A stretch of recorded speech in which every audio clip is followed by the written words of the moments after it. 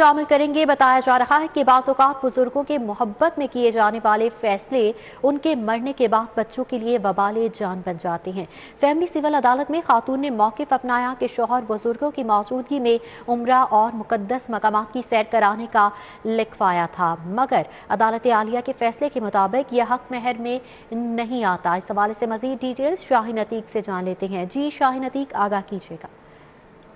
जी, बाज़ वक्त बुज़ुर्गों के जो फ़ैसले होते हैं वो औलाद के लिए वो बाले जान बन जाते हैं। आज एक सिविल कोर्ट में एक केस जो है वो पेश हुआ है, जिसमें ख़ातून ने ये मौक़िफ़ अख्तियार किया है कि मेरे शौहर ने निकाह के वक़्त जब उम्रा और मुक़द्दस मकामात की ज़ियारत कराने के लिए जो है वो निकाह नामे में लिखवाया था। अब वो उसने मुझे अलग कर दिया हुआ है, लिहाजा मेरी इस्तदा है कि जो निकाह नामे में उम्रा का और मुक़द्दस मकामात की ज़ियारत कराने का लिखा हुआ है वो मेरे हक़ महर में शामिल होता है। लिहाजा मुझे ये जो है वो दिलवाया जाए। पास यहाँ पर लड़के के वालिद जो हैं वो यहाँ पर मौजूद हैं, वो अदालत में पेश हुए हैं। उनका क्या मौक़िफ़ है वो हम इनसे जानते हैं। आप ये बताइएगा कि क्या आप आज अदालत में आए हैं, पिछली डेट पर भी आए थे, तो क्या आपको परेशानी हो रही है? देखिए जी, मेरे वालिद साहब ने चंद साल पहले मैंने अपने बेटे की शादी की थी, उसमें उन्होंने कह दिया था कि जी मैं इनको उम्रा भी कराऊंगा